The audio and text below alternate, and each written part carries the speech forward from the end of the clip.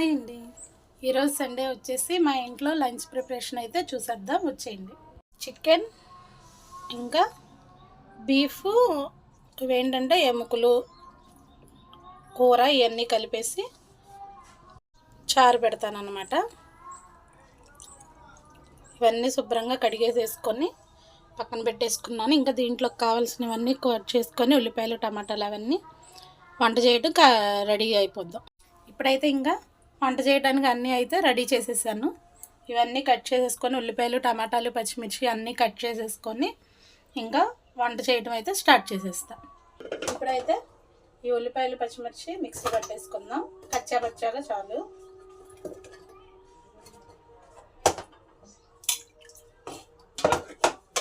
Mixie పట్టేసుకుందాం.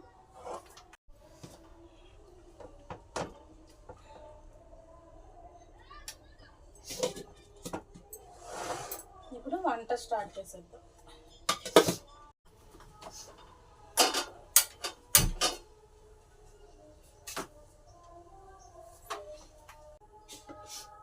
Oil వేసేసుకున్నాం. ఇప్పుడు ఇది కొంచెం వేడవనిద్దాం. కొంచెం కరివేపాకు, ఇప్పుడు మిక్సీ పట్టిన ఈ ఉల్లిపాయ పేస్ట్,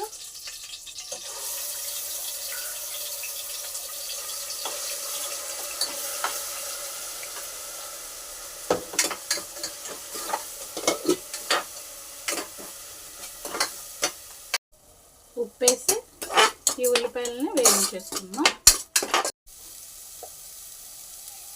ఇప్పుడు అల్లం వెల్లుల్లిపాయ పేస్ట్ వేసుకుందాం. ఇప్పుడు కూర వేసేసుకుందాం. కూరకు సరిపడా ఉప్పు వేసేసి కలిపేసుకొని మూత పెట్టేసుకుందాం.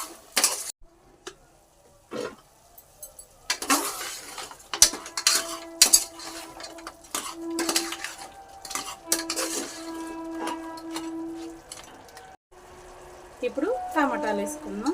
ఇవి ఒక 2 టమాటాలు కట్ చేసుకొని వేసేసుకుందాం.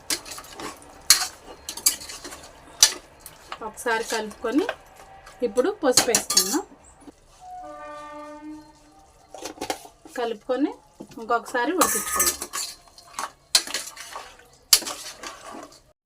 ఇప్పుడు సరిపడా కారం వేసుకుందాం. ఇది బాగా మంటగా ఉంటుందని నేను ఒక స్పూన్ వేసి కొంచెం వేస్తున్నాను. మీరు మీ రుచికి తగ్గ కారం వేసుకోండి.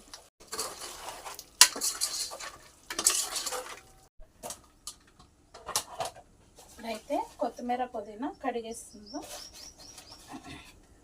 పుదీనా ఇంకా కొత్తిమీర వేసేసి శుభ్రంగా కడిగేసుకొని పక్కన పెట్టేసుకుందాం. ఇది చికెన్లోకి ఈ కూరలోకి బీఫ్లోకి రెండింటికి అన్నమాట.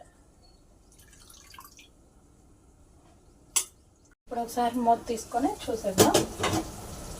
కూర ఒకసారి తిప్పుకొని దీంట్లో ఇప్పుడు కొంచెం కొత్తిమీర పుదీనా ఇది వేసుకుందాం. మళ్ళీ లాస్ట్లో వేసేసుకుందాం. ఇంకొక మంట తగలనిచ్చి నీళ్ళు పోసుకుందాం సరిపడా వాటర్.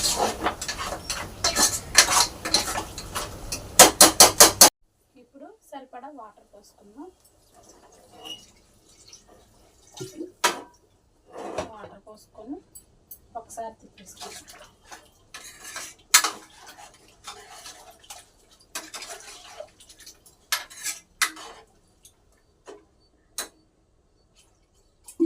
వాటర్ వేసుకొని తిప్పుకొని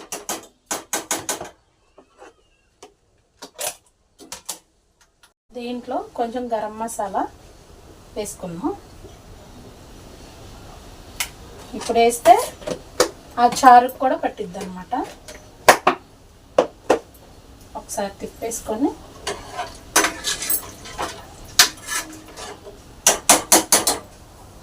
మూత పెట్టేసి 3 విజిల్స్ రానిద్దాం.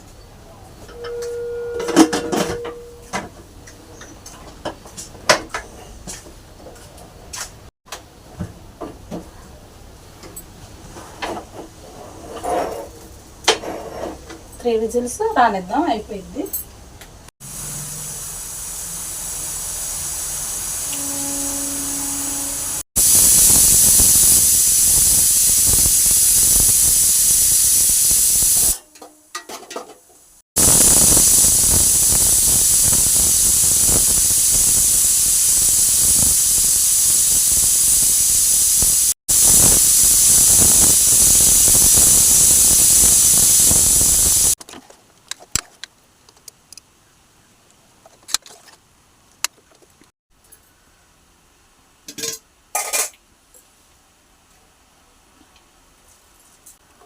ఇంకొక 10 నిమిషాలు సిమ్లో ఉడికిద్దాం.